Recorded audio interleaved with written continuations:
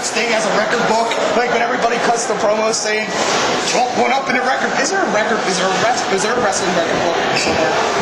Like, who got the best of who tonight? Because I know this fine Cuban I got here, and Gabe Sapolsky. This came out of your boss's briefcase. Because I certainly can't afford a nice Cuban. So if your boss was looking for a cigar the other night, guess what? I got it. That's right, the Cuban, right out of your boss's fucking briefcase. So who won tonight? Is there a record book? I don't know. A record book. What would he have done if he was stealing the thing? But this shit. I know that. So what? What would he have done? Would he have smoked that at the end of the night and said, we got our asses handed to us tonight. We showed one hell of a boring ass main event. We're supposed to be the top guys in the world. God damn, I fell asleep at least 3 times during that show. Okay, I've always been a big fan of the company, about, they are good athletes and stuff. That was my first live show, and I'm not impressed. Not impressed. I couldn't tell the difference in the matches. And then later on tonight, you get every kind of flavor. It don't matter what kind of wrestling fan you are, because you're going to get it here. Hardcore, technical, high-flying, smart-asses comedy.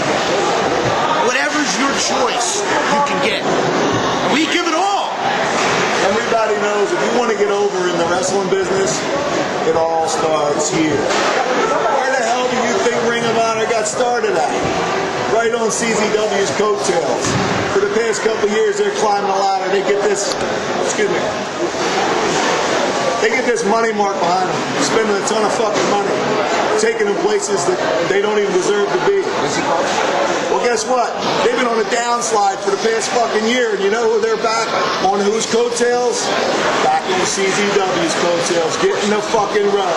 That's why the house that was here tonight is why, because of CZ fucking W. That's right, I said it. CZ fucking W. Did you hear Roderick Strong? I used to be there with them guys. I used to be whatever. But look where I'm at now.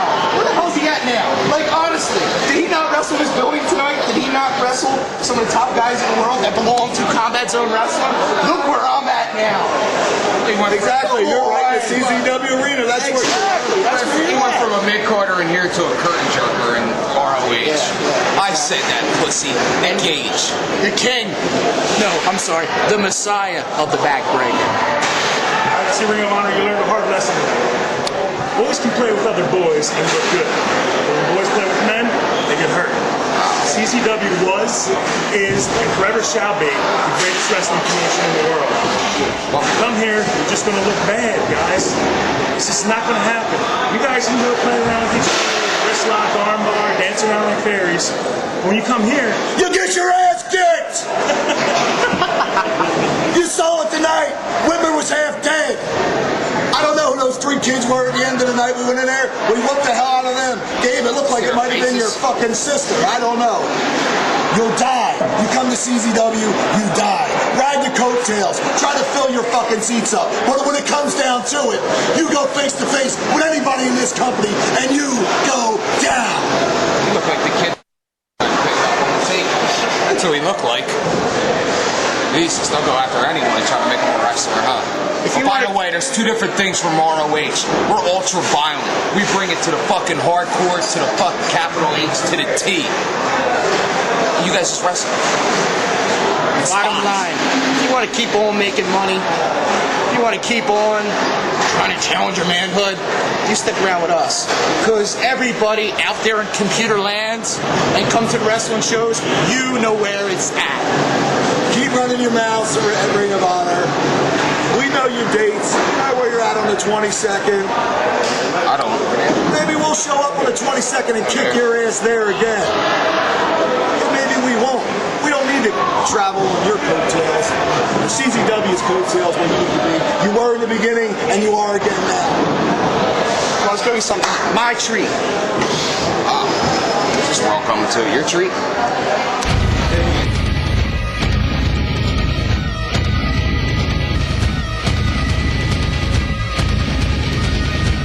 Necro Butcher. Listen, Super Dragon's one thing. Necro Butcher, Kevin, I don't want to. Kevin, just chill. Don't worry about Necro Butcher. I'll take care of the Necro Butcher, man. You just concentrate on It's Super fucking. Dragon. I've seen that what Necro Butcher can do. Don't worry. I've got him, man. I've got him. Just think, Kevin. Just think what this is going to do for Office of Ring of Honor. How they're going to look at you now. You know, this could get you your spot back at Ring of Honor. Get you a job there. Just think of that, Kevin. All right. Yeah. You know, you're fucking. Hell yeah, Wait. They don't like swearing, right? Not too much, Kevin. You're right, BJ Whitmer. You know what? I'll do anything for this. Next month, right here at CCW, Super Dragon, Necro Butcher, me and BJ Whitmer are gonna kill you. How about that? Especially BJ. Won't kill you. Yeah. I'm not scared. Get your job back, brother. Oh yeah. Get your Ring of job Honor, back. baby. Here I Hell come. yeah, let's go.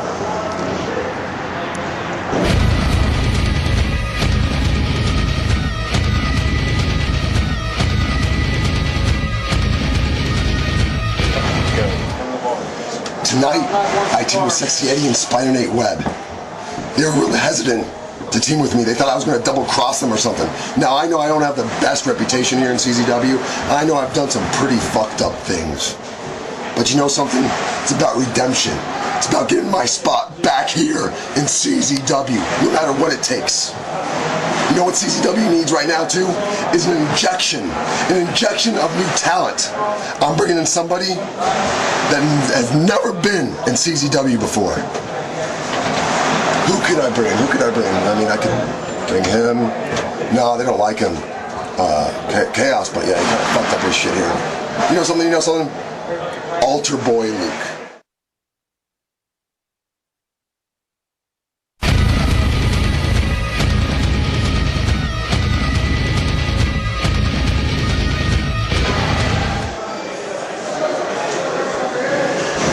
You know, I was looking forward to coming back tonight to see my man Sabian win the Junior Heavyweight Championship. But that shit didn't happen.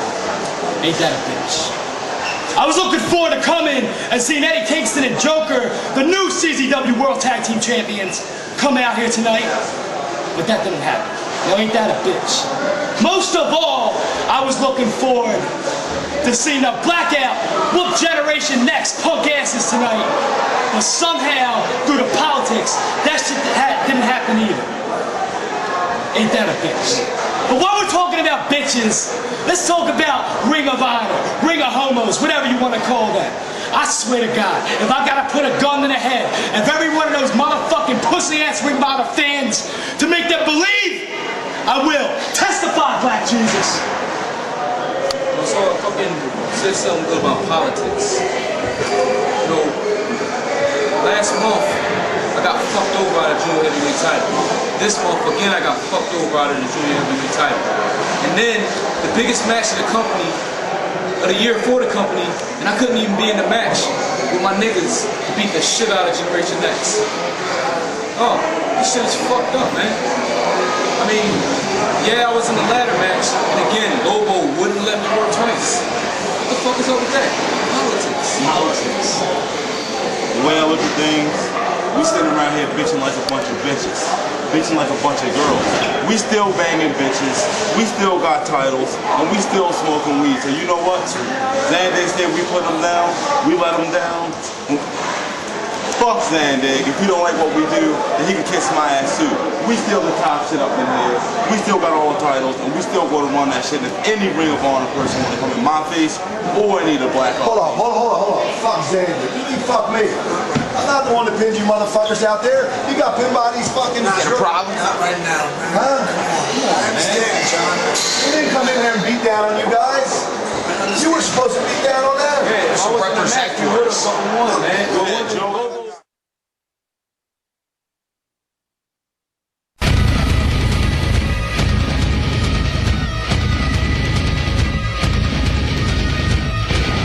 Finally, I have you.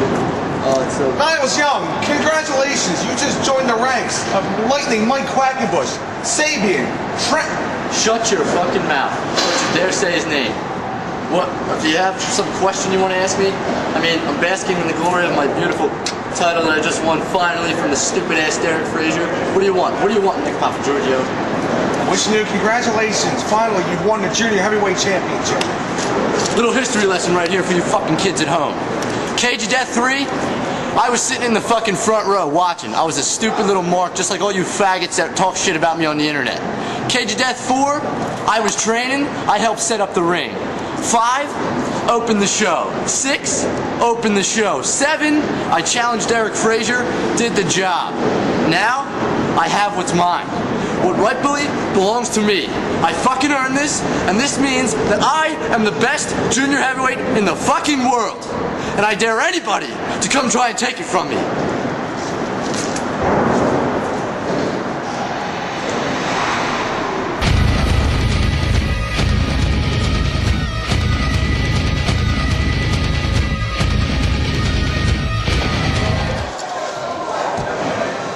You know, last month things was looking real good for me. Won the gauntlet match, dominated, proved I'm the best junior heavyweight in the company. Got my shot at the junior heavyweight title, a belt that I never lost, and I get fucked over. Ladder match. Just when things was looking up for me, what happens? I get fucked over again. Every time I get my shot at being champion again, I get fucked over. Every time I had an opportunity, it gets fucking taken away from me. Dog. I mean, there's been a lot of people that dominated the junior heavyweight division. Guys like Rick Blade, Trent Acid, Ruckus, Sanjay Dutt. But you see, to me and to a lot of motherfuckers, I'm the best junior heavyweight in the company, period. Ain't nobody fucking with me. It's real fucked up how Niles Young has to fucking, he has to handcuff me to a fucking post in order to get my fucking belt.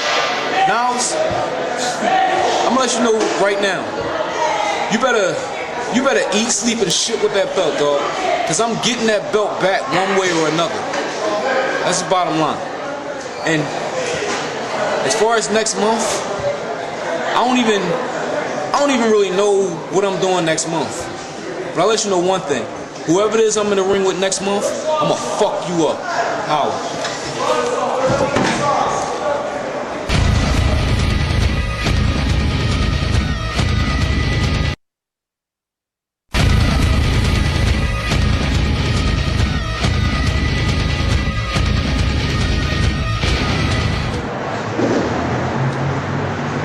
I'm Danny Hammock, and this is my wagon. And you know, I'm really surprised, honestly.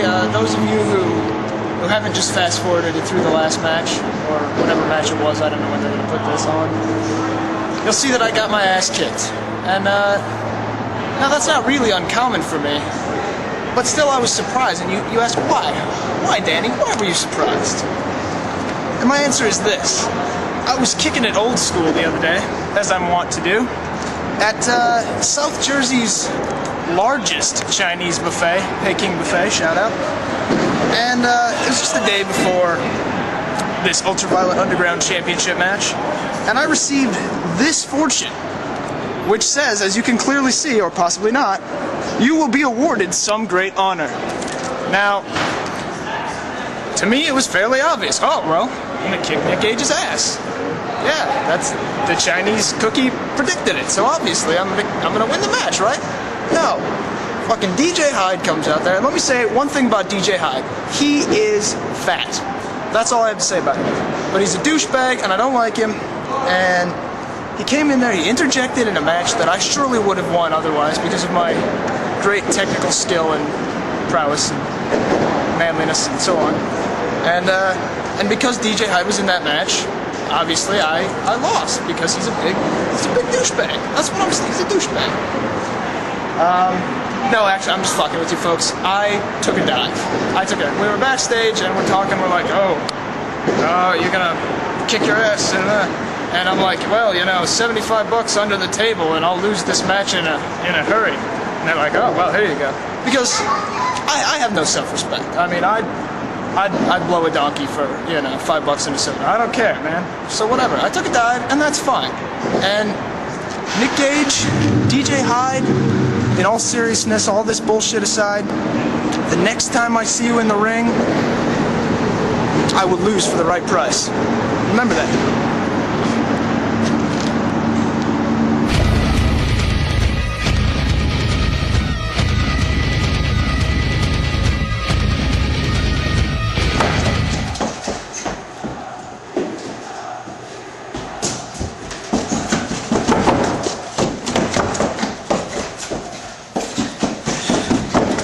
You know what? I love this. I love what's going on between the two companies. The two biggest indie promotions in the world. Okay? There's no number one, number two. The two top indies in the US today. You know, you gotta be on your toes. You see, I beat El Generico's ass tonight in a classic battle. People we've been talking about all year long. And now what do I have to do? I still have to train because you don't know who's going to side blind, hit you from the back, hit you from the side. You don't know. You got to be ready. Austin Aries could come out and boom, hit you and say, I want you later on tonight. You got to be ready. My confidence level is at an all-time high. I feel great. I am ready. And you know what? If they don't come find me, fuck it. I'm going to come find them.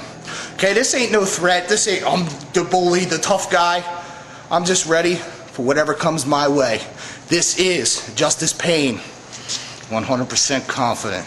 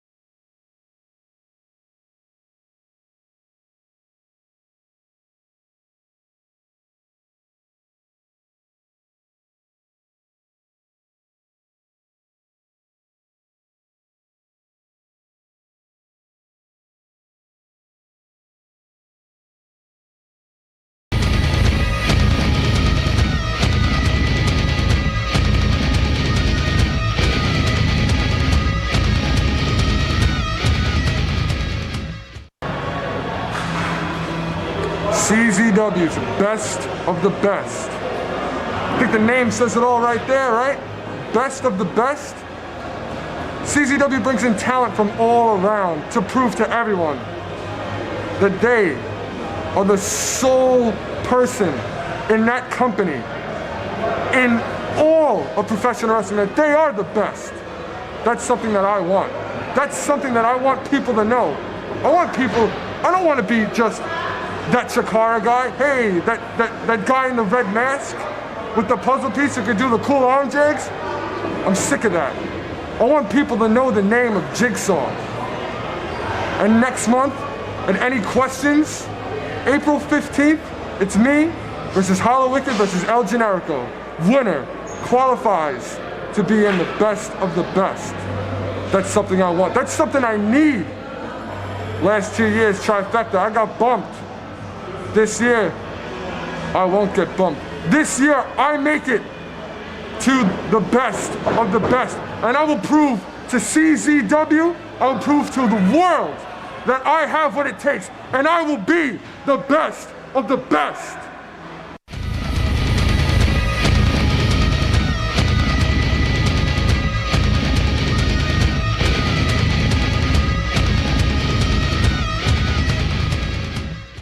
My name is Chrissy Rivera. Maybe you've seen me around, maybe you haven't. Frankly, I don't give two shits. I am a manager of champions. A manager of champions. I've traveled all over the world. I've traveled to Jersey, Pennsylvania, all across the country, all over the world, Puerto Rico, Italy, you name it, I've been there. I've managed them all. So I decided, you know what? I'm gonna give CZW a try. I need to find a champion that goes well with me. Somebody incredibly good looking, like myself, obviously.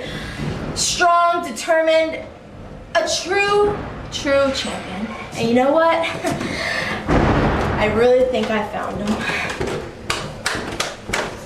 What do you got there? I think this is yours. Why, thank you, Chrissy. You did Very find welcome. me. And I found you. That's right. Let's get out of here.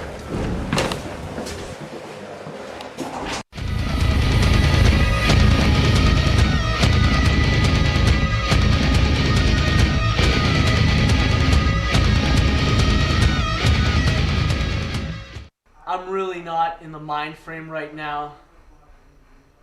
Fans want to know what's going on with Sexy Eddie, what's going on with Nate Webb. I mean, we're shaking around our things, doing our sexy dance parties. We want to have fun out there, but it's just not enough. It's just not enough to win. It's just not enough to get.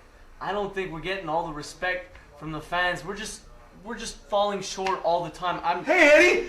Buddy, what's up? Beef Wellington. No, look, whatever you're doing right now, no, it's not that important, because look, I just got something for you. I just watched this movie from the producers of Bridget Jones's Diary and starring teen heartthrob Josh Hartnett. It's called 40 Days and 40 Nights, and Eddie, sexy Eddie, my friend, this movie will change your life. I love you. I think he's onto something. 40 days and 40 nights. You know what? I'm always thinking about my crotch. I'm always thinking about the titties, the asses. 40 days and 40 nights. If I can go without sex for 40 days and 40 nights, it just might change my life. I think it'll make me a better wrestler. You know what?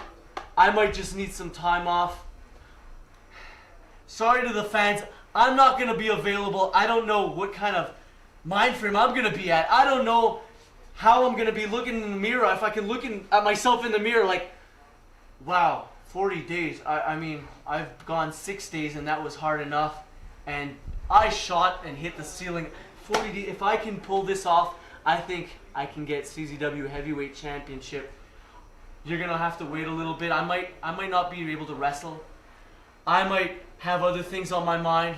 I'm going to probably have to wear gloves just so I make sure I don't cheat. So you know what? I'm going to one-up you then. If I'm not going to be there, maybe I can send someone else in my place. Because I told one of my girls, I was mentioning to her about the last time I was down there against Pandora's Box. Adam Flash, he liked to stick his nose in my business. Sanjay Dutt, his nose in my shit too. B-Boy, you getting all up in my face? That's fine, you know, 3-on-3 was good. But you had Pandora coming in, slapping me around. We all saw it on video, how you forced yourself on me. You made out with me. My girl didn't appreciate that. And my girl, she's not a regular girl. When I want some extra kink, that's where I go to see. She's even requested one time that I strap on the barbed wire cock. Now, she's a hardcore girl. I think I'm gonna send her to you guys in April. You might have known her, some of her work before. I know some of her work. She works good on her knees, but you're gonna see some different action, if you know what I'm talking about. She's a hardcore chick. She wears a nice little mini skirt. And boy, do I love those little pigtails. I just like to grab them and ram them. But anyways, that's another thing. So I'm not going to be there in April. I'm going to be resting, meditating, doing whatever I need to do to get my mind off my cock. I'm going to send her down there. A special guest surprise for you guys. And you know what? I'm going to make another promise. In June, we're going to be competing together in the ring. A tag team duo that you guys will never forget. That's right. 40 days and 40 nights. That's what I'm going to need to get my mind off of the pussy, off of the titties, because you know I love the ladies. But you know what? I got to be serious. I got to concentrate. I'm here to wrestle. I ain't here to play around with my cock and balls. Hell no. I'm here to wrestle. So, send my girl for the next show. You might see a different side of Eddie in June. So, there's not much left for me to say. I'm gonna have to put my dick away. I think I'm gonna go to church. That's what I feel like. I'm gonna go to church. I'm gonna pray to God. Amen. Amen. I'm feeling religious. I'm feeling holy. Yeah, that's it.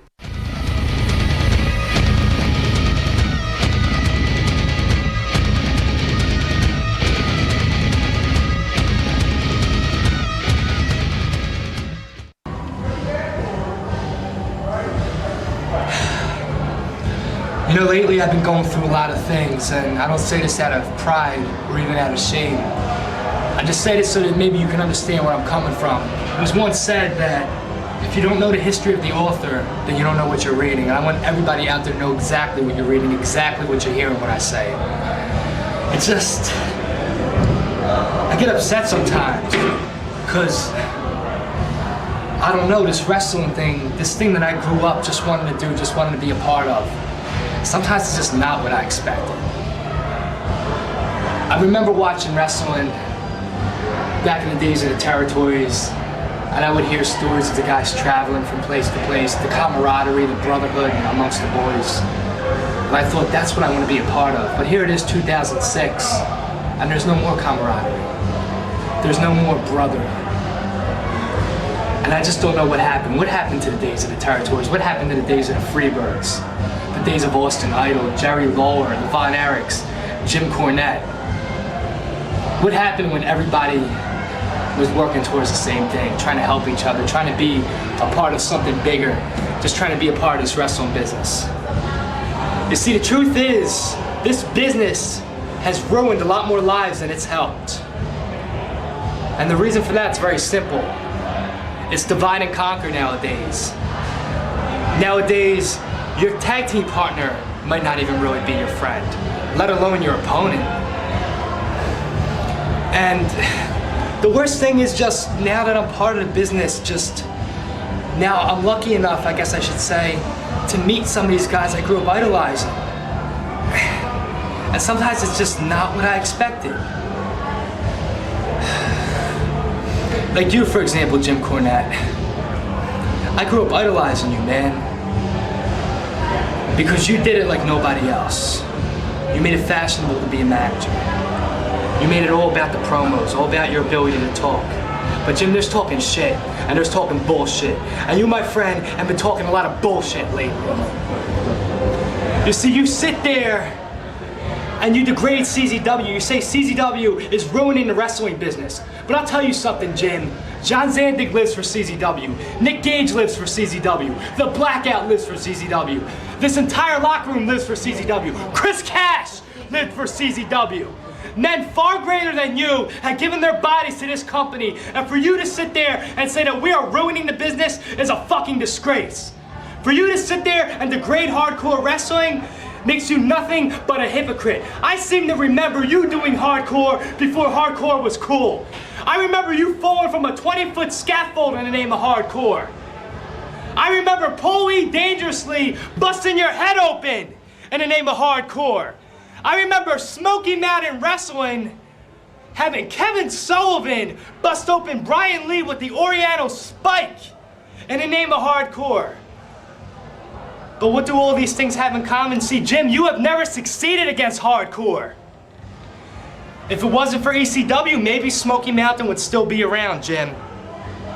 But let's face it, you have never succeeded against hardcore. So what are you going to do now? The same thing that every other suit does. The same thing everybody who's ever had a position of power have done. What have you ever done for anybody, Cornette? Who have you ever helped? And now here we are in Philadelphia, and once again, you're trying to divide and conquer.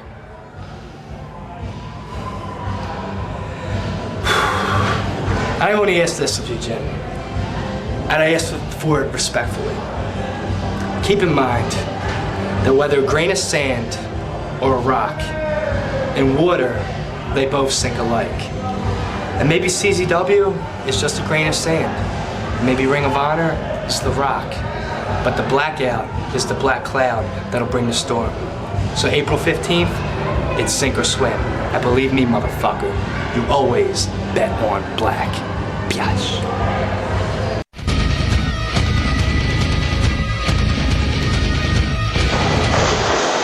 One more time, Kingston. Kingston, you want one more time? I don't know if I can give you one more time. I don't know if them punks will have the balls to show up for one more time. And as far as my respect, you did earn my respect at Tournament of Death. Tonight you let me down a little bit. You want to prove yourself, you want it one more time? I'll see what I can do. Next time we'll have Joker in there with you. Or we'll have Sabian in there with you. We won't have a hurt Necro Butcher. There won't be any excuses. One more time, maybe one more time. I'll see if I can make it happen. And then you show me one more time the respect that you deserve.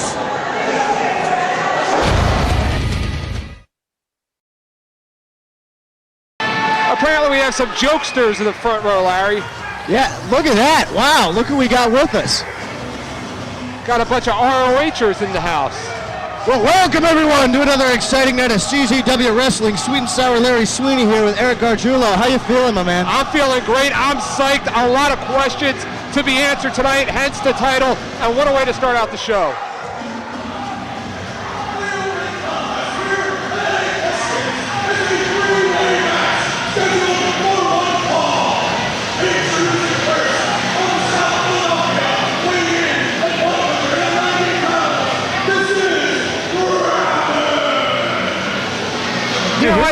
Go ahead. Here's somebody we haven't seen in a while, Ravage.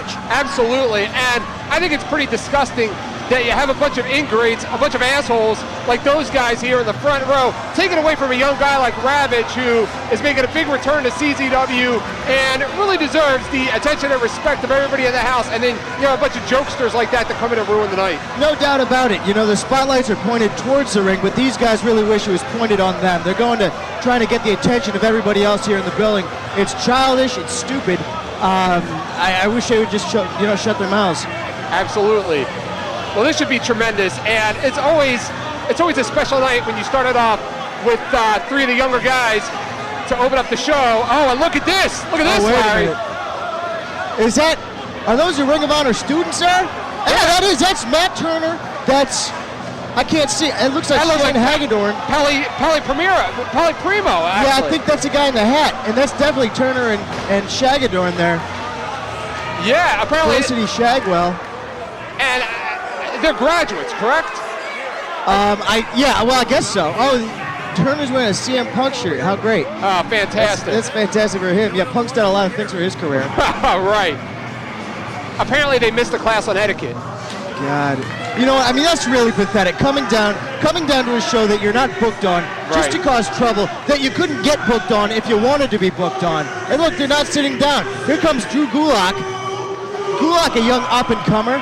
And look at these guys. They're all up in his face. Absolutely. And you have guys like Drew Gulak, Ravage, and, of course, the Andy Sumner, who will be coming out next. And, you know, these are just kids that are so concerned and focused on their match that they don't need the distraction of a bunch of jabronis, as the Iron Sheik would like to say, like them in the front row. I look at Gulak and Ravage. Yeah, Gulak's looking good. Got that singlet going on. He lost the headgear. Yeah. Sumner's a hunk, don't you think? Excuse me? He's a hunk.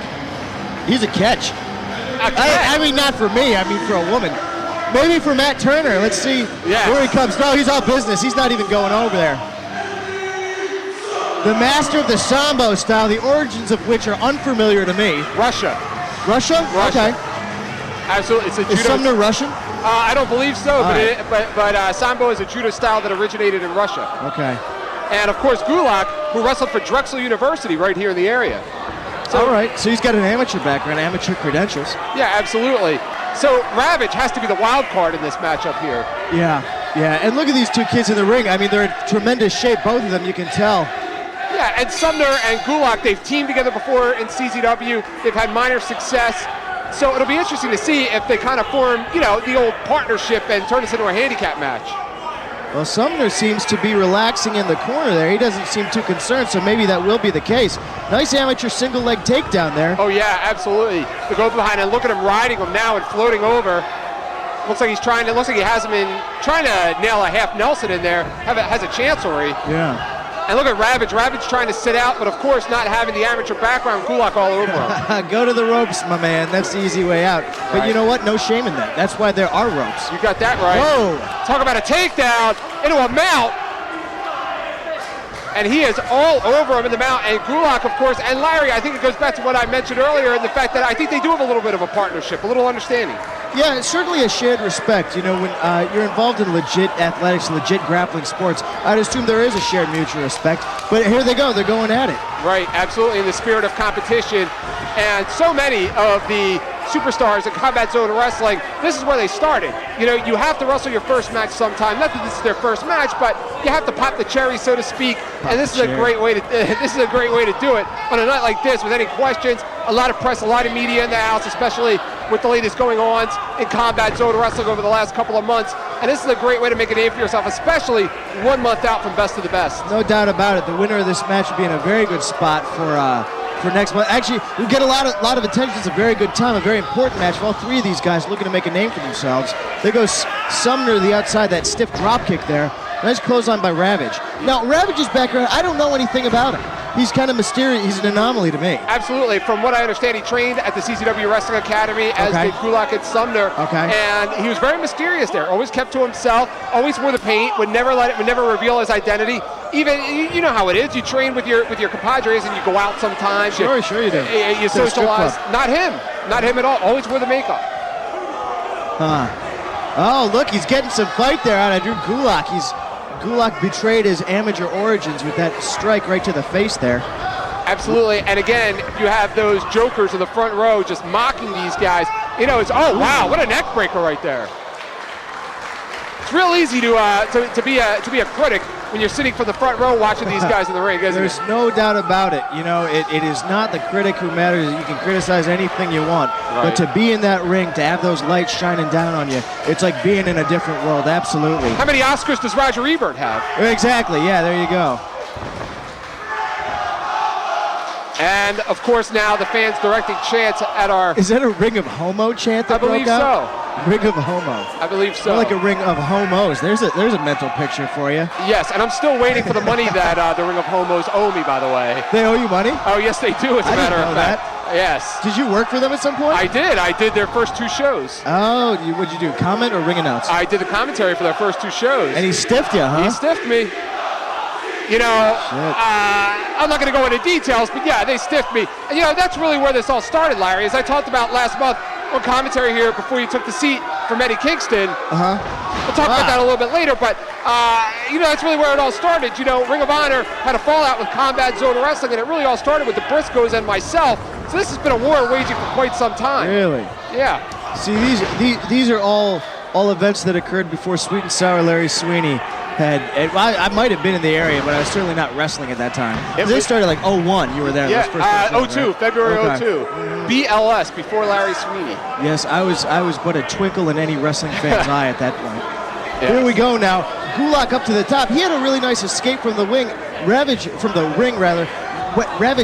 whipped him off, and he went right over the top rope. Now some cooperation A rocker here. plex. Hey! Hello. How's that not going to finish you? Huh? It always worked for Sean and Marty. It did. Maybe because they weigh a little bit more. Yes, and maybe it's because they were wrestling the Beverly Brothers. Yes. Or Buddy Rose and some unnamed Jay Brown on Saturday morning TV. But here we go. A little cooperation, mayhaps. No. Apparently not. Wait a minute. Whoa. Very unorthodox. Whoa! Man! What a suicide dive. And Ravage came down. I think his head bounced right off of those ring.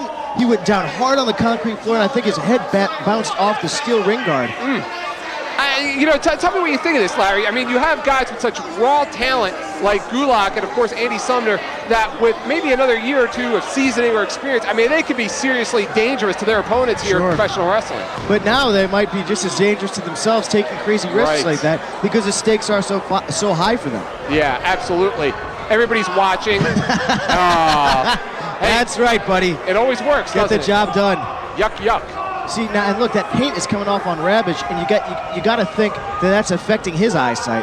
Oh, and how about Sumner turning the tables on Gulak? And you're absolutely right with the face paint. And Ravage, of course, that is experience with a lot of the other face paint wearing wrestlers who may not know how to react to something like that. Yeah, there's a certain nonchalance about. Nice, wow. Right. That was was that a brain buster? Looked like a brain buster to me. Wow, very high brain buster. Jeez. There's a nonchalance. He did hook the leg. A nonchalance, though, about Ravage's. I can't get that name out of my mouth for some reason. His motion inside the ring. There's a nonchalance. Maybe that'll come back and bite him. I don't know. But look at that cocky kick to the head. He doesn't seem as intense or intent on victory as either of these other two competitors. That's a great point right there. You can see that just by looking at his physical motion. Gulak from the outside with the trip. I mean, there's a lot, and I'm sure you can talk a lot about this being a professional athlete. There's a lot you can tell about body language, can't you? Oh, sure, absolutely. Whoa! Wow. Whoa, and then wait a minute. This is. Oh, he's got him in a guillotine. A guillotine choke. That's it. Get in there, Gulak, if you want to. He tapped. That's it. And Gulak didn't seem to care. He was nodding yes. Gulak was on the outside. He could have jumped in and. Well, you're winner one way or the other, Andy Sumner. Congratulations, pal.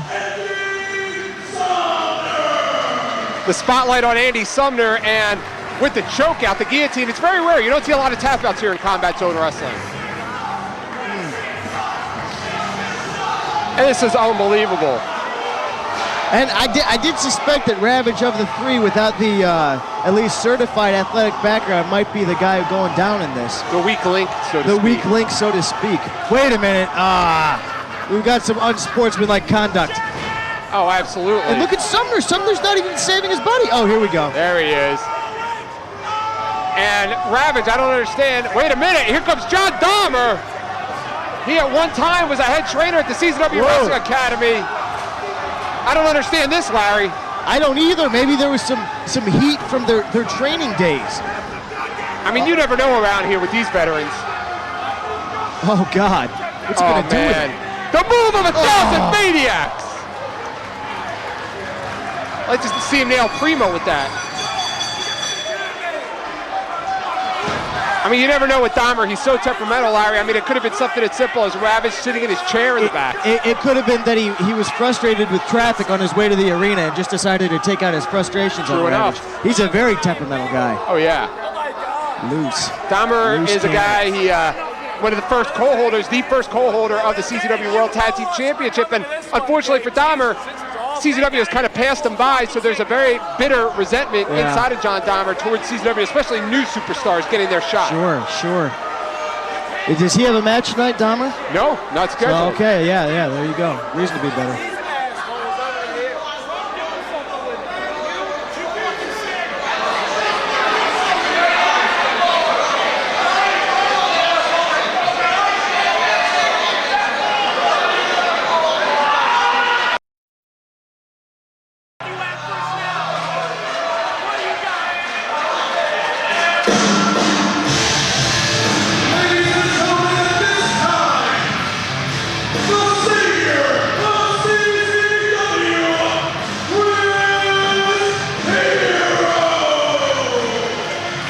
know what? It was Chris Hero, Larry, that really brought this war to life back at the Cage of Death with his open challenge towards the American Dragon. Yeah, Hero featured prominently in the current edition of Pro Wrestling Illustrated. His match with Bryan Danielson, right. Certainly a key part of this feud. He's got his face on the CZW message board, CZW fans.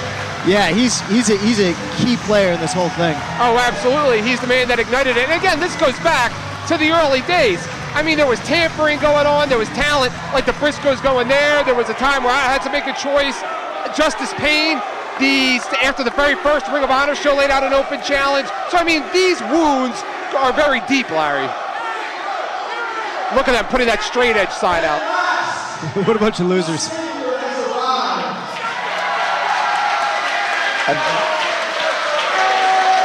A really positive response to Hero. Mm-hmm.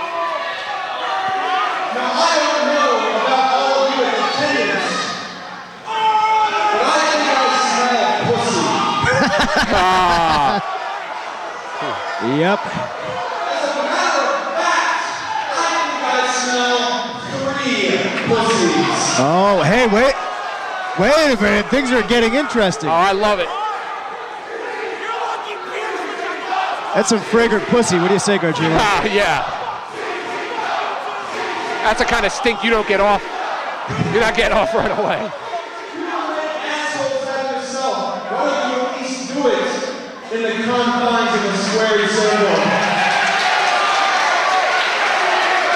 Tepid response. Yeah. Seeing as how I'm going to kick 3 Ring of Honor wrestlers' asses next Saturday.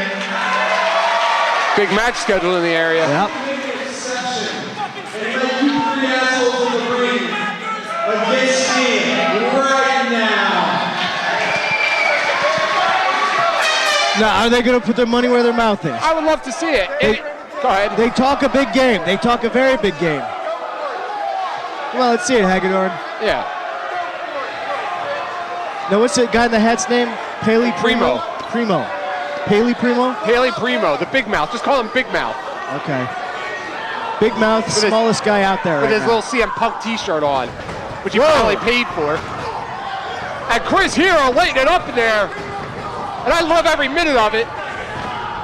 You know, they talk such a big game, Larry, but I don't see Samoa Joe walking in the door or Bryan Danielson or Austin Aries. They've got better things to do tonight. Oh, yeah.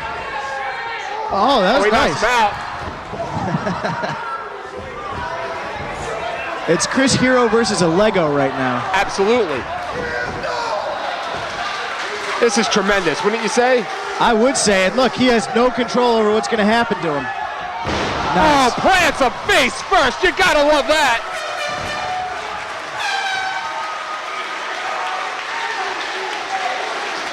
Look at Turner, that little sneak. Oh, yeah. Turner thinks he's a big man. He really does. Yeah, he does. You know, he's got a lot of balls when he's got his 2 buddies sitting next to him. You know what his opinion of Necro Butcher is? What's that? Garbage wrestler. Unbelievable. That's what he says. Is that what he said? That's what he said, yeah. It was a while ago. For a guy that, what, He still said it. Whoa. been in wrestling for, what, two minutes and a cup of coffee? I think he was about to have his 3rd match. Oh, here comes Big Mouth.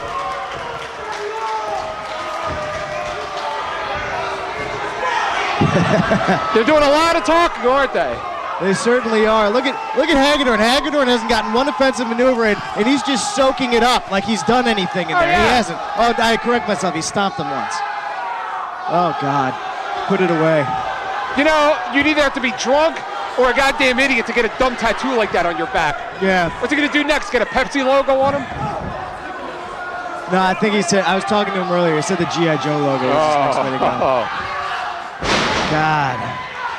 And I got advantage of Hero, even though Hero is almost as big as the 3 of these guys together combined. He's 3 bodies, and it is a. They've got the advantage right now. How can you fight 3 guys consistently? But look, here he goes. He's coming back. And it just goes to show you what kind of cowards they are. You know, our guys, last month, we walked right into the Ring of Honor show, and we took things over. Next week, John Zandig himself is going to stroll right into that Ring of Honor arena right in this area here and go face-to-face and nose-to-nose with Jim Cornette, Chris Hero, Super Dragon, of course, Necro Butcher walking into the Lion's Den. But who comes in here? These 3. God.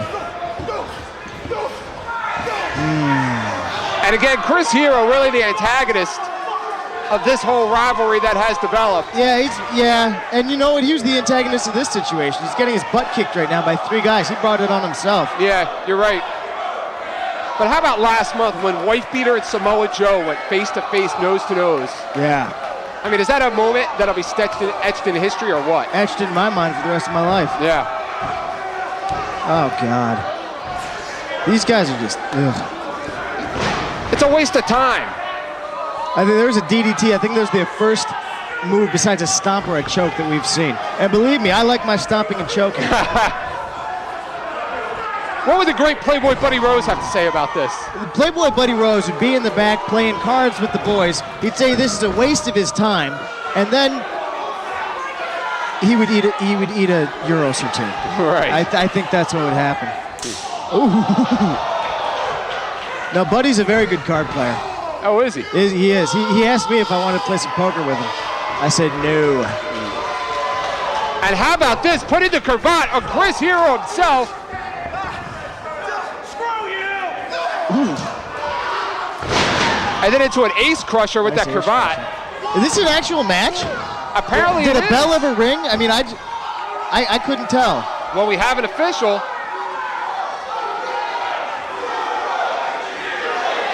This very reminiscent to when Chris Hero, Necro Butcher, and some of our students and graduates showed up in New York City and made a little bit of a statement. A little bit. Yeah, what did they Except knock Cornette's tooth out, or is that a different night? I think they knocked it out in Dayton. I think that happened there. In New York City on the TV show you're talking about? Right. Yeah, they interrupted a TV show. Hero did anyway. But you know what? Hero's a legit wrestler. These guys, you know. Well, thank God bananas are soft, and you don't need all of your teeth to eat bananas, right? Yeah, that's a good point. Yes. Yeah. You don't necessarily need a mouth. There goes Hagedorn Right. over the top. Over the top goes Hagedorn. Any cavity will be sufficient. Any cavity. Shit, man. What's Hero thinking of doing here?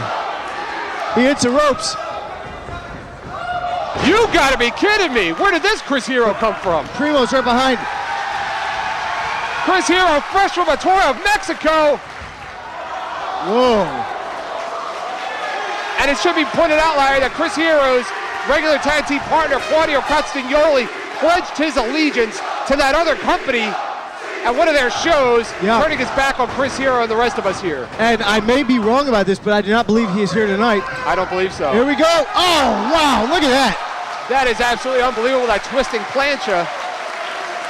My God, Hero moves like he weighs $180. And he weighs a good 220, I think.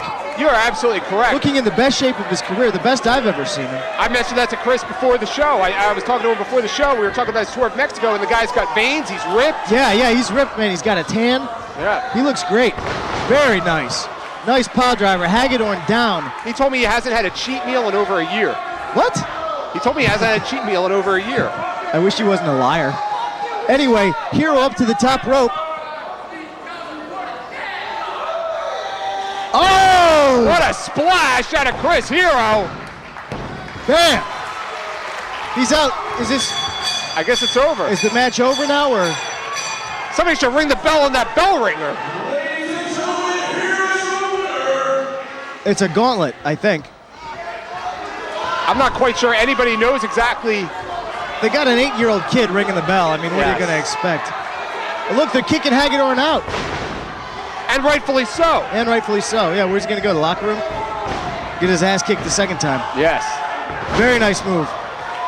Hero, like flipping over, what's that, side slam, flips over. Maven Bentley, our promoter, running out, maybe explaining the rules to the 8-year-old. Uh-oh, that wrist clutch exploder. That's a message right there, Larry, to BJ Whitmer. That splash, I believe now, in retrospect, was a message to Adam Pearce, because next weekend, he is wrestling Pearce, Whitmer, and Samoa Joe. And you know what? That big splash off the top, that's a trademark move of Adam Pearce's. You don't see that anymore, but Adam Pearce does a big splash like that. I wonder if somebody's going to get the muscle buster.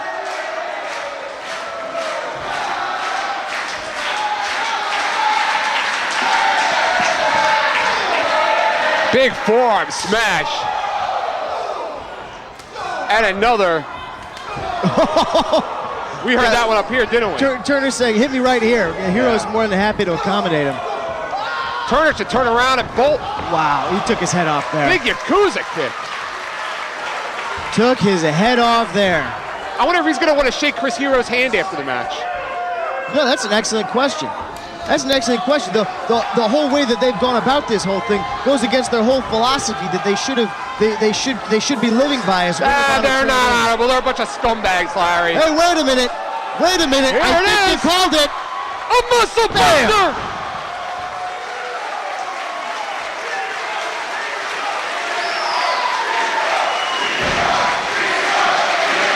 When you swim with scum, you are scum. No way. Oh, he's choking him out. Choking him out Samoan style. I'm taking a powder. What a message. And Larry Sweeney taking a powder.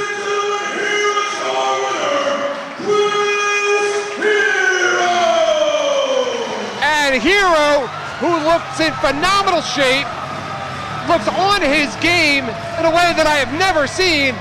And I have been called the Chris Hero matches, oh geez now, for about 3 or 4 years. Here's a man you're looking at right there that will die for his cause.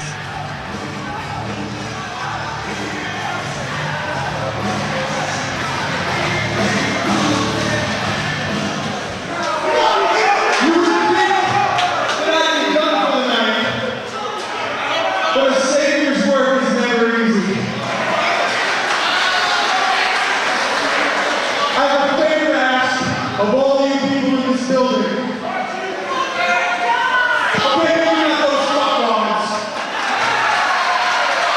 But for every person under this roof that bleeds black and yellow.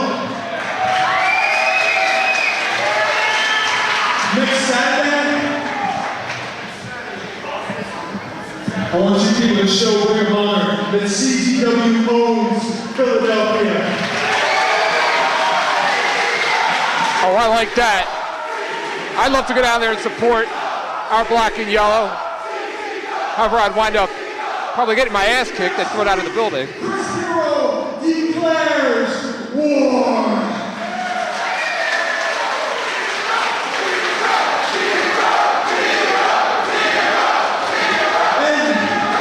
I swear to each and every one of you that I will not drop the ball. I will not fail like supposed kings and champions of Combat Zone Wrestling who fail each and every time. Uh-oh. Uh-oh. That's a shot he just fired that I bet he wished was blank. It's time to knuckle up and look at Eddie Kingston. This feud has spilled into other promotions over the last 60 days. I've been there, I've watched it, and it hasn't been pretty.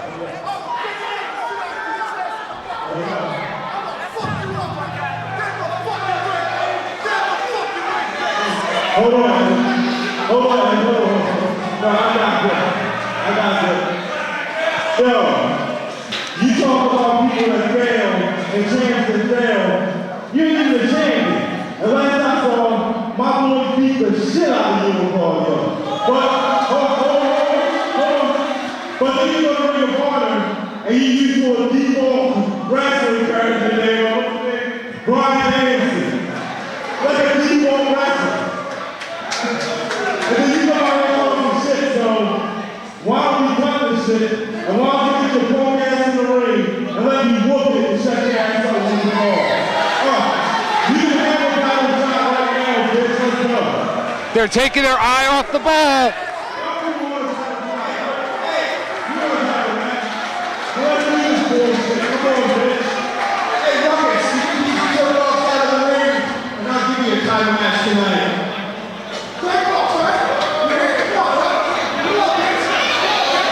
They're taking their eye off the ball.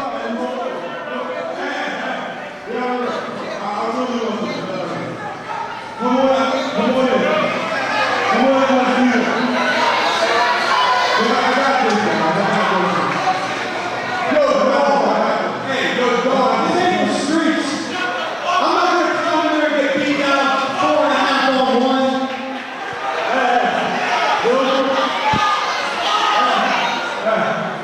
whatever. I got it. Don't worry. Yeah. These guys are locked and loaded and ready to engage.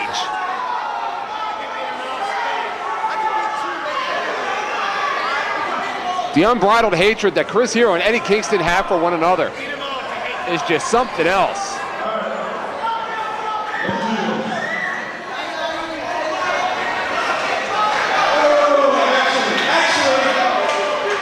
Actually, Ruckus, since you brought up my loss to Brian Danielson,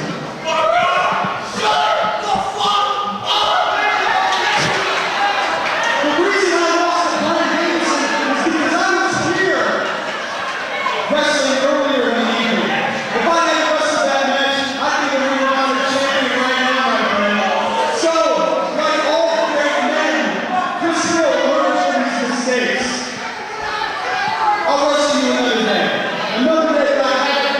Hey, I just wrestled 3 people. You trying to tell me what to me? I'm out. You know what? Hold on. You know what? I don't give a fuck where I'm at, alright? I don't even know how I'm going to fuck. You gonna knock on the door, I'm probably in my motherfucking living room. We go ahead and whatever you want, anytime, any place, I will fuck you up. Go ahead and do it. Get the fuck up out of here. That's a match I'd love to see. It's been a long time since those two got it on. Oh, wait a minute! Things are about to get very interesting. It's very rare these days we get to hear from the boss. The boss has been called out recently on the internet. And he's not waiting. And he is joined by our CZW Hall of Famer. No bullshit. Anytime, anywhere, you want to push here, alright? Alright, get on the wall.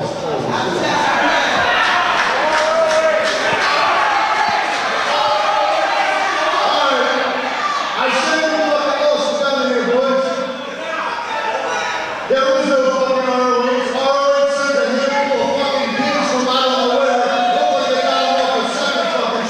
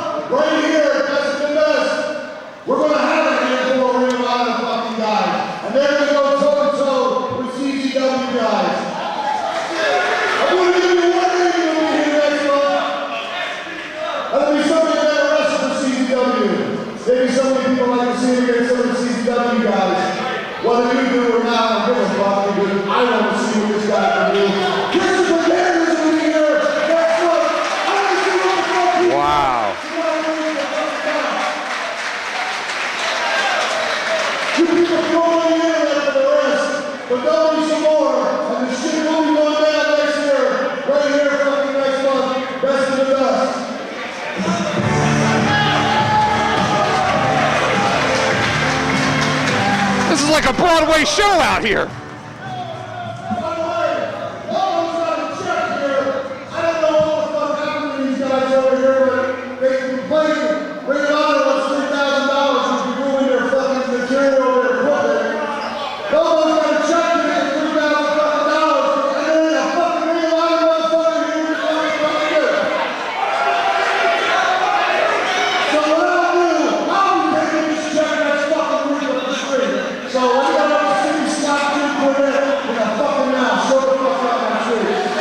Hey, nobody said we don't pay our bills.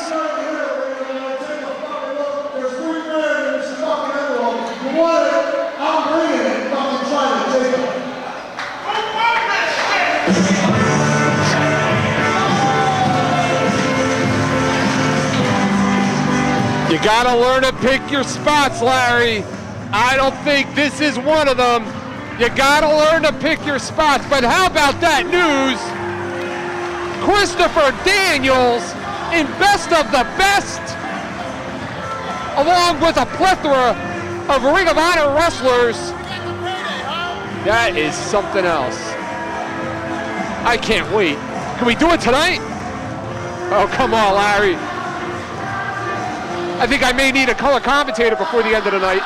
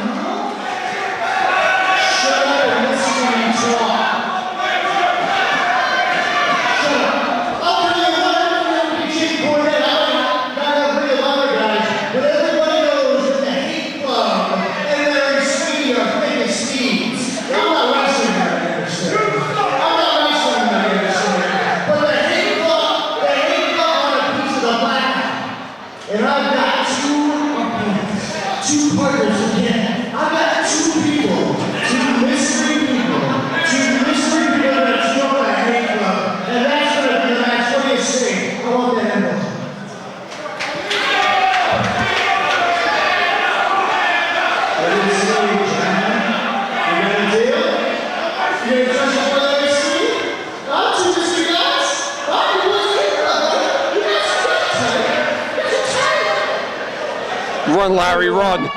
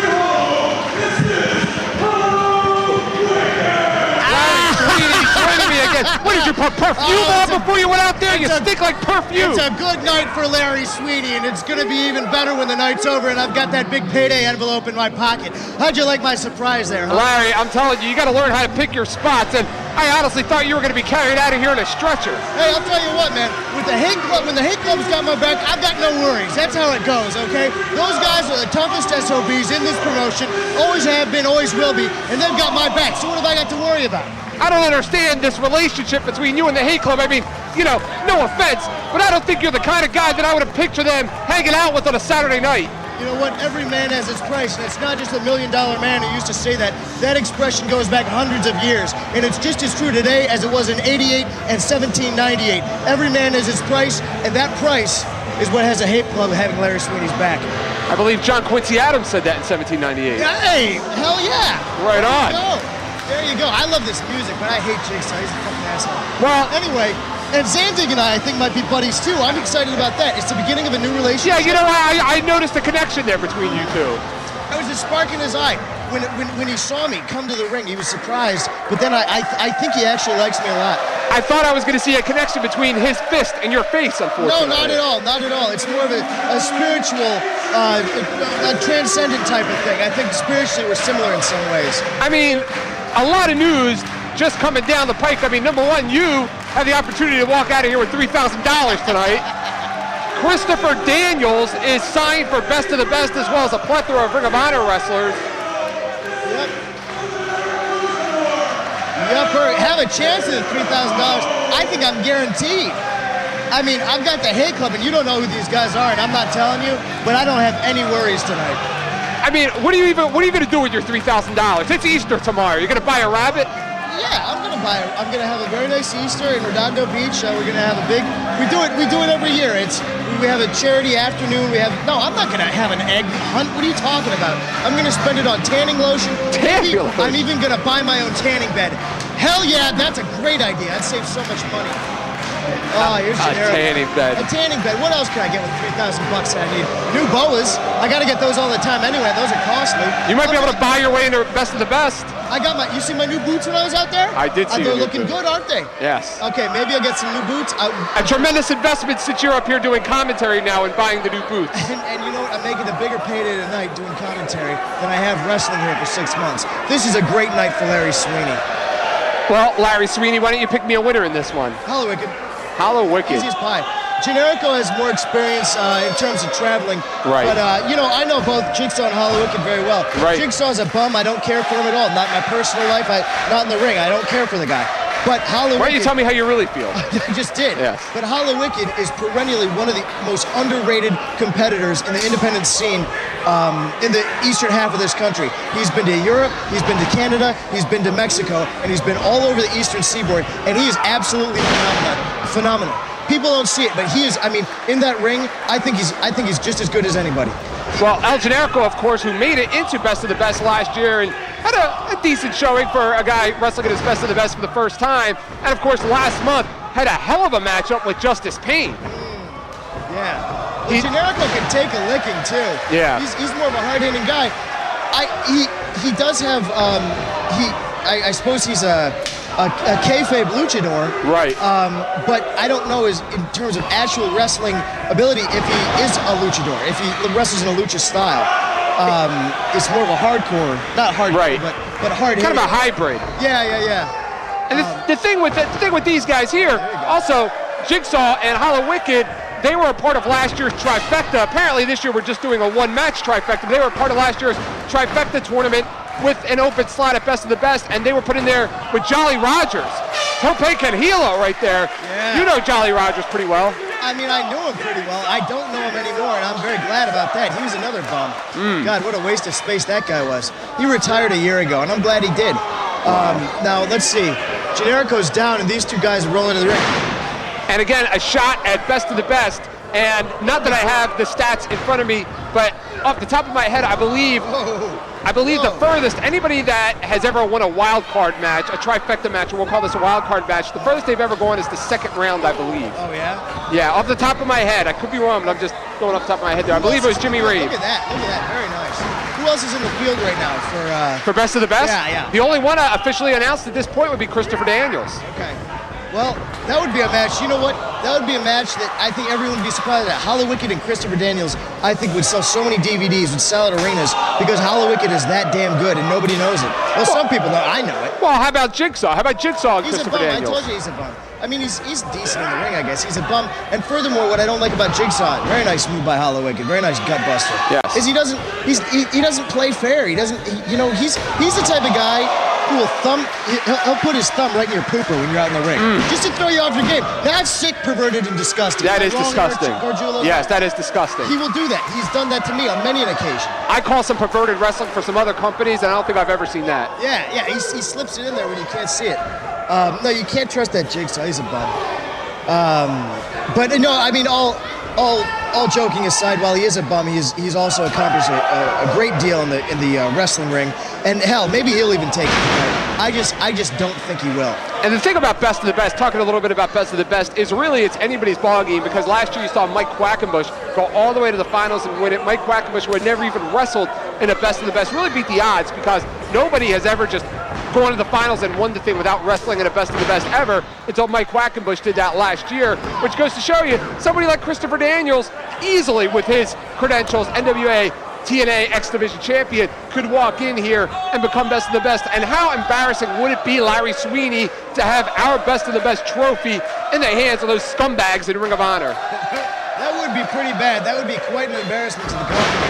Yes. Zandig had better line up, if it's not one of the guys from this match, some pretty good competitors to ensure that that doesn't in fact happen. Absolutely. Maybe we'll see some familiar faces back in Best of the Best. Maybe possibly Sanjay Dutt, a winner of Best of the Best, who wasn't able to compete in last year's Best of the Best and defend his title. And that would be pretty interesting, because if you could sign Sanjay Dutt and Mike Quackenbush, Hurricane Rana right there, if you could sign those two guys right there, you would have two guys that have never lost a Best of the Best match. Okay. And that would be pretty interesting right there. That would be interesting. Of course, wow, ooh, wow, did you see that? That backdrop driver all the way almost over. killed him. God, Hollowicked coming down hard on his head. Boy. And there are a lot of guys that have come in here, yourself being one of them, a lot of guys that come in here as part of the Jakara 6-mans and 8-mans. Sure. There have been several. Actually, I mean, myself, Hollowicked, Jigsaw, Eddie Kingston. Wow. Hello. And you can talk firsthand how hard it is to break away from that pack of being labeled a Chikara wrestler. You know, guys, absolutely. Yourself now, you know, Eddie Kingston, you know, guys have been able to do it, but it is very difficult. It is very hard, and a further impediment is the fact that both Jigsaw and Hollowicked wear masks. Yes. They've got there's a certain style of wrestlers to come out of the Chikara school, which these two are. They're also phenomenal wrestlers. Well, not really Jigsaw, again, but yeah, it is hard. And what is it that you have against Jigsaw? You know what? I'll tell you what it is. He beat me for the Chikara Young Lions Cup, and he never gave me a damn rematch. And I wanted that cup, damn it. Anyway, that's neither here nor there. It's Easter. Can't you put it aside? Maybe. For the rest of this match, anyway. I'll give it up for the rest of Lent. All right. Nash and Jigsaw. Is Lent over? Did that end on Friday? I'm Jewish. I don't know. Okay, I'm Hindu. Right. Yeah, and a spot in the Best of the Best, and for not just a spot, but going far in the Best of the Best, possibly to the finals, or possibly winning it, would do a great deal in terms of solidifying either of these two guys as non-Chikara wrestlers, as well, having broken away from the pack. Yeah. Whoa, wow, what a super kick right there. And Mike Quackenbush making quite a statement last year, representing Chikara and winning the Best of the Best. Yeah, what oh my God. Was that like a burning hammer into a sit-out Michinoku driver? These guys used to be friends. Anyway, yeah, and what an emotional moment that was when Quackenbush won last year. Yeah. I was in the arena that night, and I was just privileged to be there, because it was one of the most emotional wrestling moments I've ever been a part of. Whoa! Wow. Now, was he able to roll through that, or?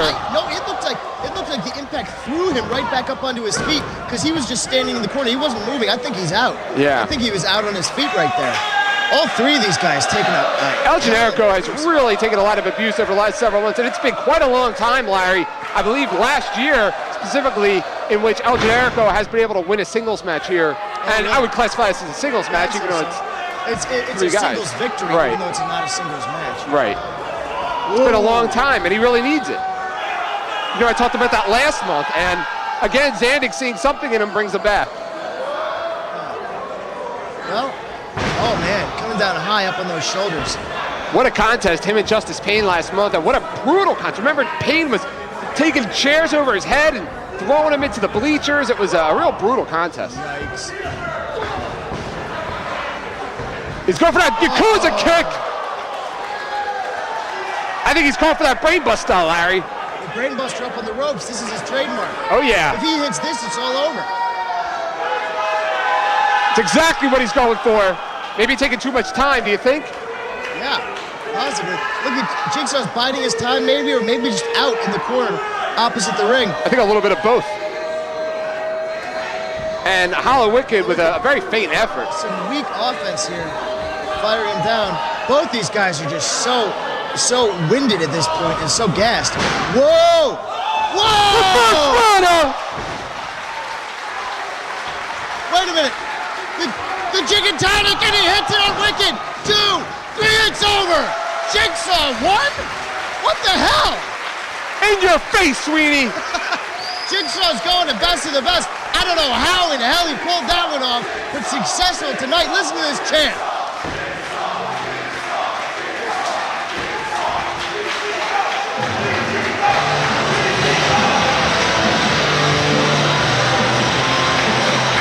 Hollow Wicked down in the center of the ring. We're waiting for the official announcement. We are waiting for that, aren't we?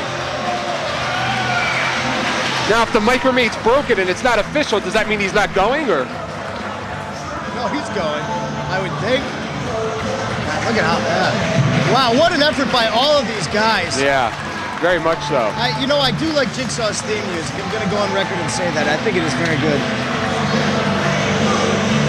See, there is a redeeming quality in Jigsaw. Maybe it's a good choice.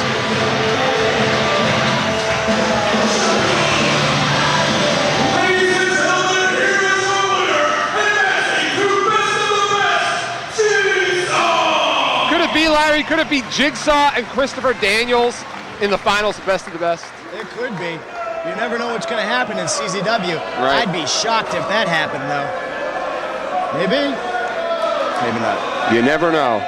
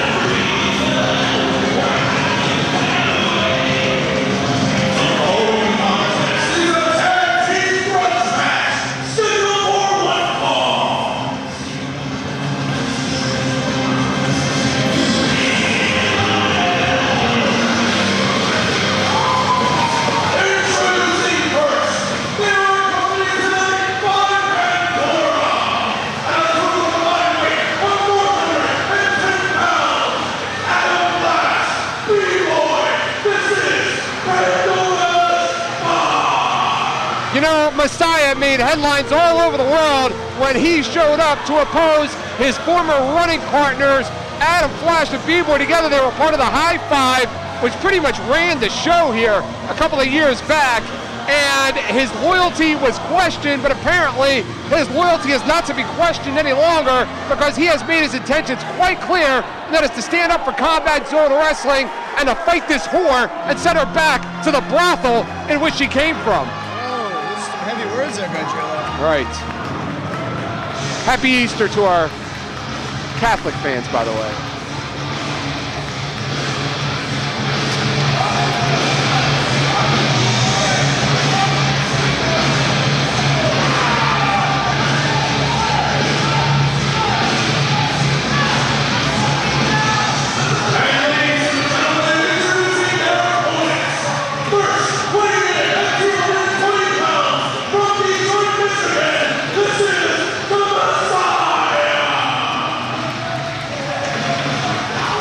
He is a former multi-time CZW World Heavyweight Champion. A real dominant player here at Combat Zone Wrestling back in 2003. Currently living in LA, if I'm not mistaken. What's that? Is this? No. Don't forget I said anything. I'm still just so jubilant and happy that I've got the main event slot tonight. Well, not that I'm wrestling. Now, Messiah originally scheduled to team with Altar Boy Luke, who was supposed to make his debut tonight, but I don't see him. I didn't see him on back. First thing I got to do is ask if there's a priest in the house when we have a missing Altar Boy. I'm a priest. Well, I didn't have anything to do with the Altar Boys, though. And ladies and gentlemen, his partner.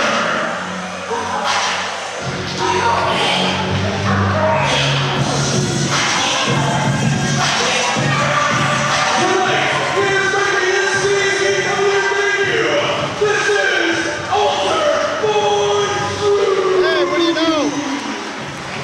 There he is, and he is looking more jacked than ever. Altar Boy Luke, who has had in his short career a lot of controversy, one of the most aerial wrestlers you will ever see walk into Combat Zone Wrestling, which is very appropriate, being a month out from Best of the Best. Yeah, and of course, Altar Boy Luke featured in the recent wrestling book, Slap Happy. Did you read that by any chance? I don't read Slap Happy.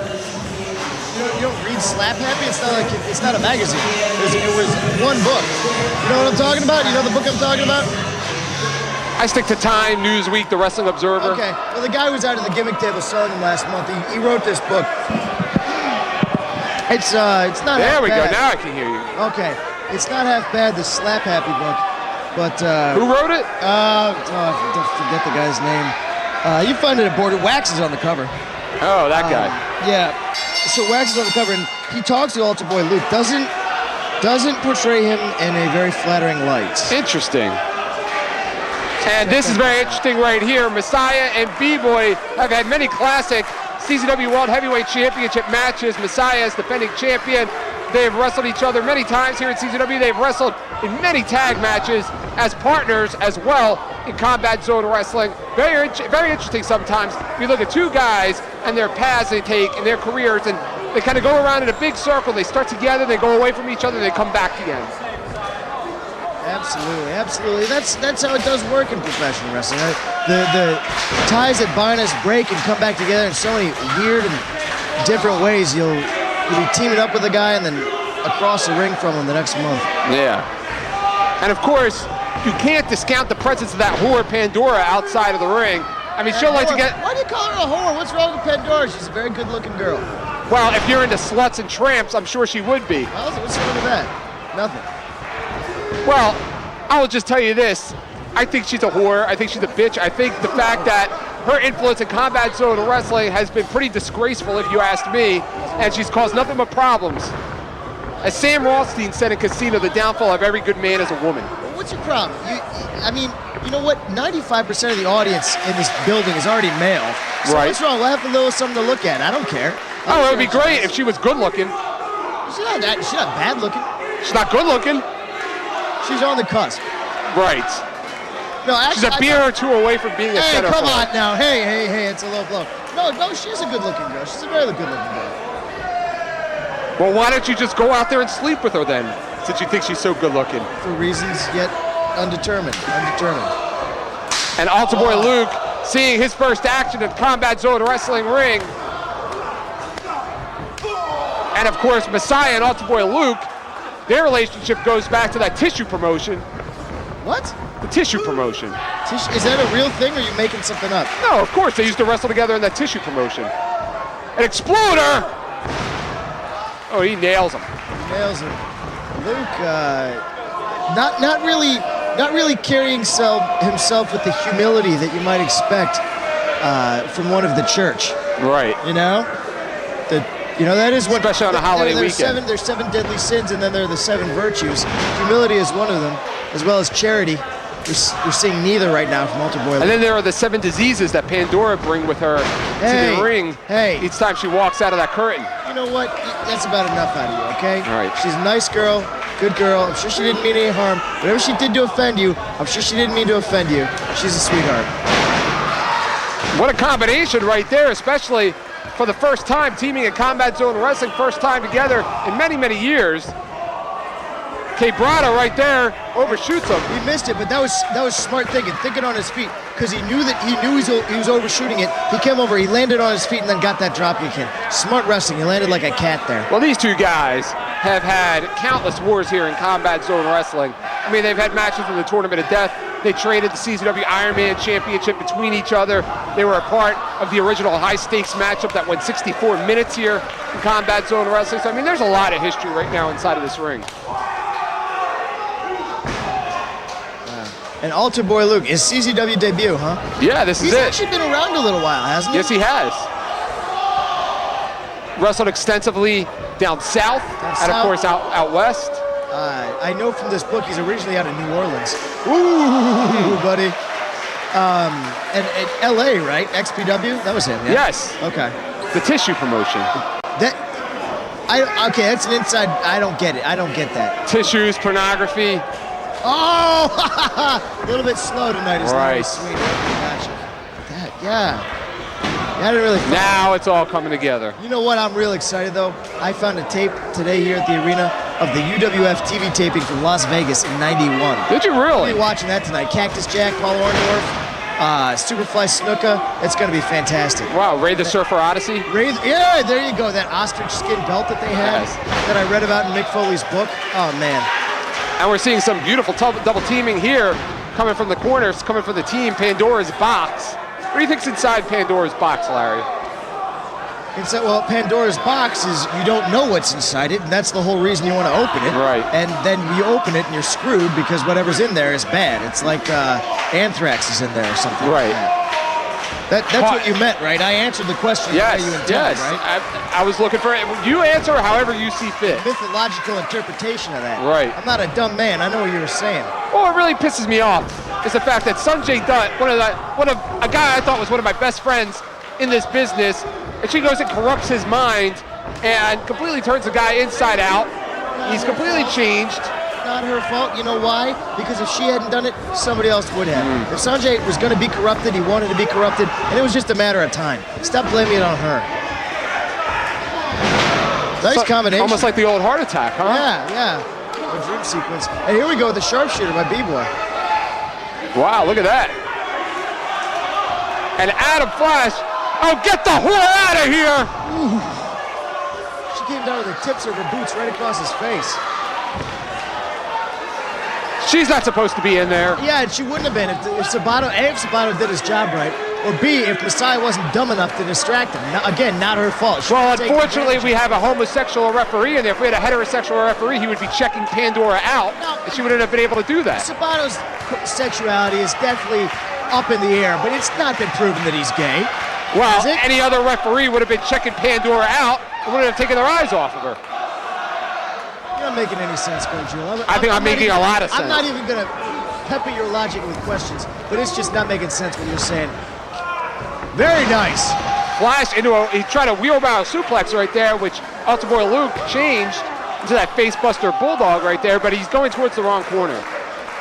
That can happen. You know, you're in there, you're working so hard, you're getting winded, you get disoriented, you don't know which corner's your own. Happen to be on certain occasions. And not to mention the fact that Altar Boy Luke and Messiah don't team together frequently, so that mental connection's not there. Bam! Messiah's in, he's on fire. B-Boy flying all over the place. There goes Adam Flash. He's a former world heavyweight champion, a former Iron Man champion. Talking about a very accomplished wrestler, like Larry right there. A water wheel slam right onto his partner. Coming down hard right in the ribs. And the fans love him. The fans have been begging for him to come back for quite some time. Adam Flash over the top rope. Big clothesline, and now sending B-Boy off. Uh-oh, B-Boy hooking him in. Oh, no! He sealed his own fate with that one. And now it looks like they're communicating something here.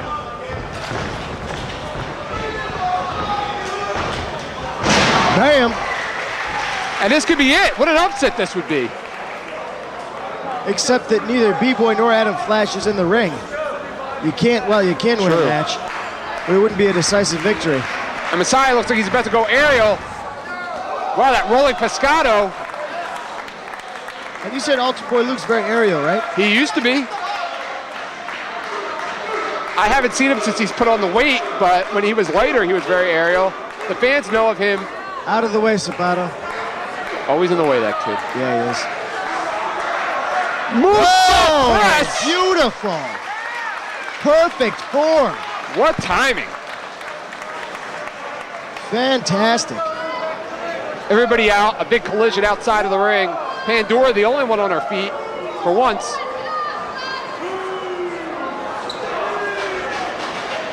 Altar Boy Luke rolls B-Boy in the ring, and this would be a shock, I would have to say, if Altar Boy Luke was to pin. Whoa. What a moonsault! Wow. I've never seen that before. Nor have I. Don't flex those muscles. Yep, Adam Flash is going to get you. Oh, he nailed him. He nailed him. A lot of impact on the lower body right there, too. Nice back suplex. Messiah's back in. Oh, yeah. Shining Wizard! But he doesn't have enough to follow through, Larry. No, he doesn't. All of these guys are down. And the fans here, the CZW Arena, getting by. Who are they getting behind? They're getting behind the match. I think they're just supporting the match. Yeah. Unlike the ingrates that go to those Ring of Honor shows that wind up yelling derogatory remarks to the wrestlers in the ring, our fans at least show our athletes some respect. Yeah, it's true. These ROH bots. Right. What a bunch of losers. Right. All straight edge. There's All a Michinoku driver. Yep. He's going for the last call. And Messiah knew exactly what he was going for, but B-Boy behind. B-Boy who actually made his Combat Zone Wrestling debut at a Best of the Best. Whoa! What a Rana! Excellent Rana, flying all the way up there. Obviously, he hasn't lost any of his agility since putting on the muscle.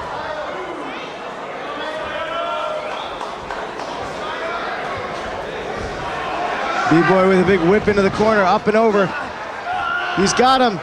Oh man, Death Valley driver. Right in the center of the ring. Messiah on the ball, breaking it up.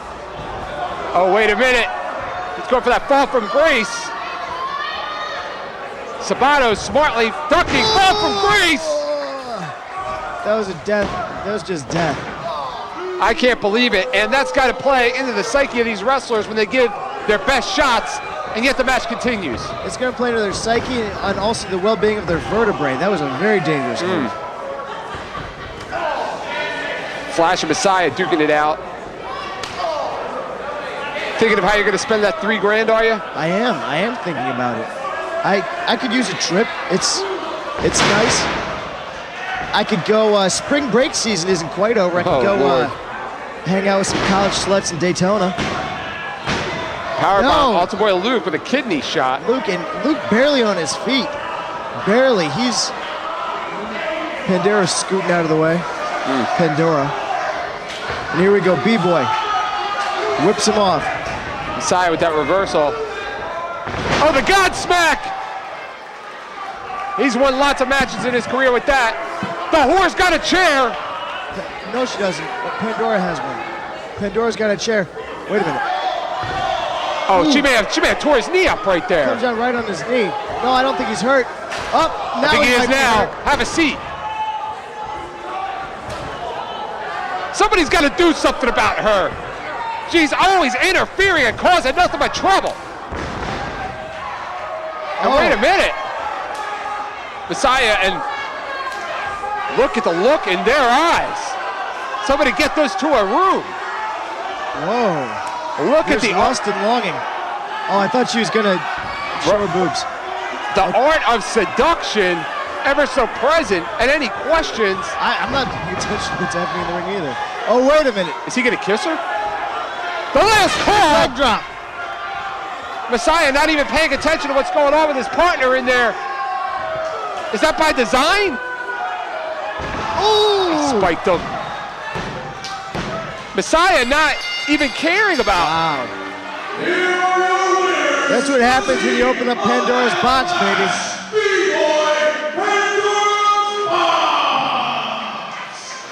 I don't understand what's going on here. I don't think Flash and B-Boy are aware of what's going on out there.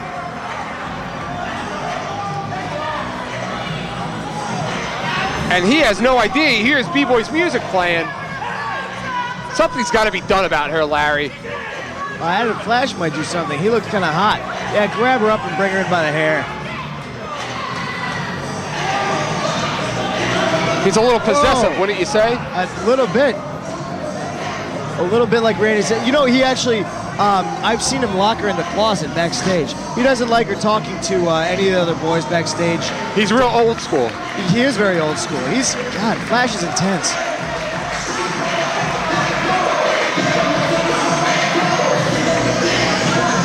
And it seems like there's a little dissension in the ranks over there. A little bit.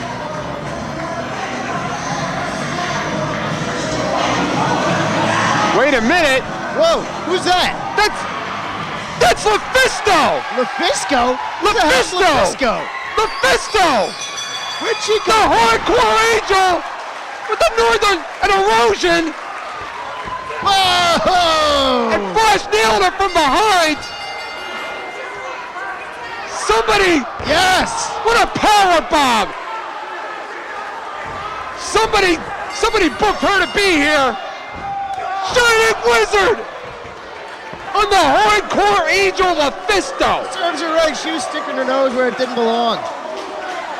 Pandora. But who brought her here? I don't know. Where's she from? I don't know anything about her. She's from Canada. Montreal or Toronto? Not sure. Or the Yukon territories.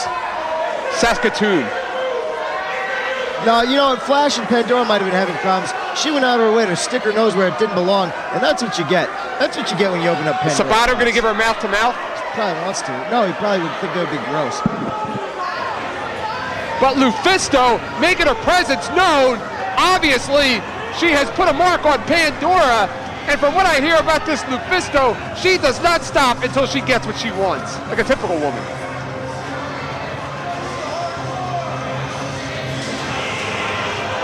It's about time somebody stood up to her. Wait a minute. Hey! Here comes Prince Charming himself.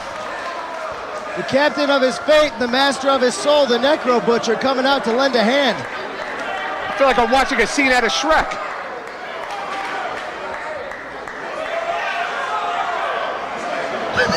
Look how he rubbed her hair. Yes. Like she's a 10-year-old kid. All right. Yeah, kid.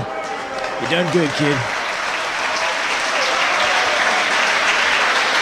How about Lufisto? You're knocked out and you wake up to Necro Butcher. You wake up in Necro's arms.